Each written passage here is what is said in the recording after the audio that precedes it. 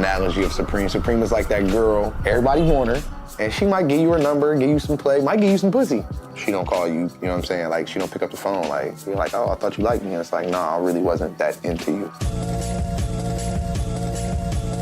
Since opening in 1994, Supreme has been the most desired clothing brand for anyone involved in streetwear. From the jump, the brand has kept its inventory limited, releasing its product in small, exclusive runs. With a limited supply and an insane demand, Supreme is the most resellable clothing brand in the world, period. I think the only brand that has anything on Supreme is obviously Nike. So how long have you been waiting? Like 14 hours. Since like 9 p.m. last night. I came here yesterday, 7 o'clock. I'm buying everything because I'm a hypebeast, you know? If you don't know that this is how it is, then you haven't been here before. You just gotta get it, you have to. And you could even like trace Supreme for like weed and stuff. I think the brand is so fucking powerful that it's making me buy a fucking crowbar. Today, resellers have shifted the playing field. The way people get their hands on Supreme is no longer limited to buying straight from the brand. That doesn't necessarily mean that consumers are in a better position than before. Buyers have more options of where to buy Supreme, but these middlemen charge a serious markup. Do you like waiting in line or no? I don't, but I don't want to pay resale. So you're a reseller? Yeah. And how much stuff did you pick up? 3 sets of everything. Yo, there are people that like make their fucking living off of this. You know, if you wanted it that bad, you'd have been here before me. It's not for everyone.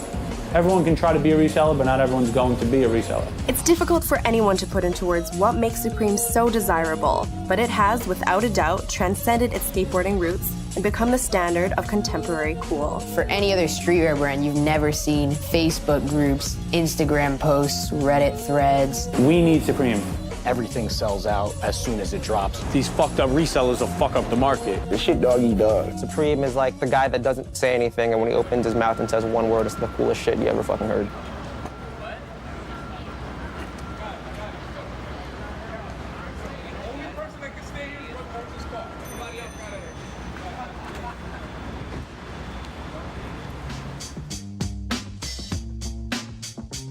When people think of Supreme today, they think of this kind of big streetwear brand that kind of like sets the bar within that world. But originally, the store opened up as like more of a traditional skate shop on Lafayette Street in New York, selling a lot of like hard goods for skating. Before founding Supreme, James Jebbia opened Union, a legendary New York skate shop.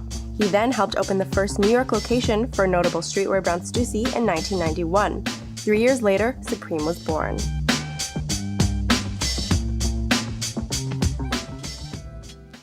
Streetwear back in the mid to late 90s is not the streetwear we know today. It hadn't been commercialized, it hadn't been widespread. Supreme is obviously a melting pot of culture. So you'll see things that, whether you were born in the 90s or the 80s, or whether you were born in the 2000s, things that are reminiscent of special moments for you when you were growing up. And I think that's why they've captured such a huge audience. Essentially, it sounds weird to say this, but I think Supreme just has great taste. They live outside the world of trends. I mean, I think they make their own trends. The original Supreme team and the first group of kids that were working at the shop, there was like a core group of 50 or 60 kids that were true skate kids. They kind of helped shape the brand as like for skaters, by skaters, with the skateboarding stuff in their DNA. As the visibility of the brand has grown globally and even here in the United States, and now that celebrities wear it and it's like this very kind of hyped up thing, I don't think necessarily skateboarders are that market anymore. It's kind of moved beyond that scope of just for skateboarders.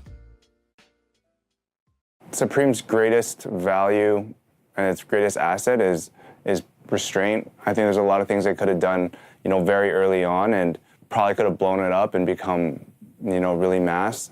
And even though now that more people want Supreme than ever before, they've always kind of kept supply very much controlled and have never released a ton of pieces. So that has, just based on general economics, you know, the demand has gone up, the supply has stayed relatively the same, now manifests itself as this kind of overblown hype that creates a secondary market and this kind of feeding frenzy when Supreme is releasing new stuff. I mean, James Jebbia has always said something along the lines of, even if he knows he could sell 500, he's still only gonna make 300. As an outsider, you might feel like that doesn't make sense, but I feel that another thing that Supreme has done well is like, they just don't give a shit.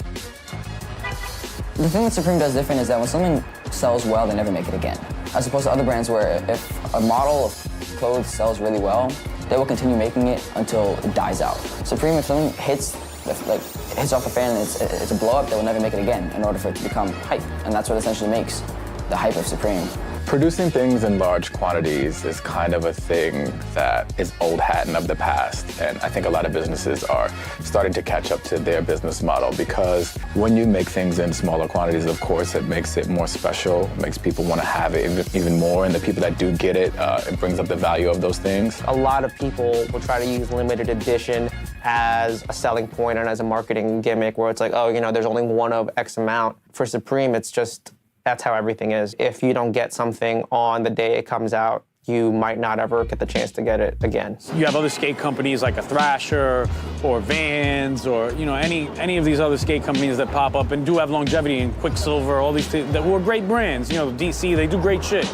But you can buy that shit anywhere. Within a 10-mile radius of here, there's 15 stores that sell that shit. Whereas Supreme, you can only get it here. You can't go to Marshall's, you can't go to Kmart. That's what makes it different than everywhere else. Supreme only sells Supreme. North America is home to just 2 Supreme stores. Unless you can line up in Los Angeles or New York, buying from a reseller is pretty much the only way to get your hands on Supreme. The international demand for the brand has skyrocketed, but like in the States, the shopping options are extremely limited. Europe has just 1 store in London.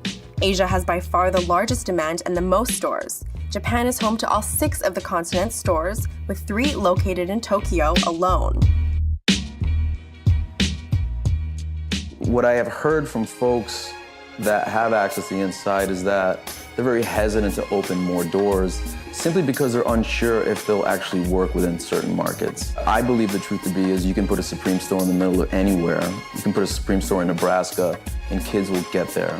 The demand is that high for Supreme. It's funny observing the frenzy that goes on at Supreme. I mean, not too many stores close for a while, but, every seasonal transition, they, put paper in the windows and, restock, and it's like really anticipated by their fans and their collectors and resellers or whatever you call them. And it's a really interesting thing you'll see in conversations and like message boards and on Reddit, like, is Supreme just a hype brand? And I guess it's all about who's wearing it. You could have somebody that doesn't know anything about the brand that is willing to wait in line or pay double for it just so that they can be a part of it. But there's also people that really just love the brand, love the quality, and love the way the clothes look on them, and are not really interested in making so much of a statement as staying consistent to their style. I don't think resellers are necessarily a good or a bad thing, but they are a byproduct of a culture fueled by the need to sort of have one thing that not necessarily everybody else has, and also wanting to like flex on other people because you have something that they don't necessarily have or can't get. And that sort of helps create the cachet of where Supreme is at today. What is so special about this job? The money you're about to make. Are you reselling? Hell yeah, what the fuck? Do I look like a herb right now? The resale prices of rare Supreme products can be jacked up as high as 1,200% above the original cost. Supreme's graphic tees usually run you between $36 to $44. But items like the Supreme Japan Snakeskin Box logo tee will resell for as much as $550. The Kermit the Frog tee, $600. Are you reselling any of them? Oh yeah, I got 3 people online. This is for me. The first set is for me. I go in for me, but I got 3 kids online that I pay to come out here, and all that's for the resale. That's for y'all, so How much are you going to resell from this drop? I've already sold 2 shirts, pre-sold them on eBay for $250 a pop. And how much retail were they? $44. Do you think they're worth that much? Nowhere near. But I mean, at the end of the day, it's worth whatever a fool's willing to pay for it, so,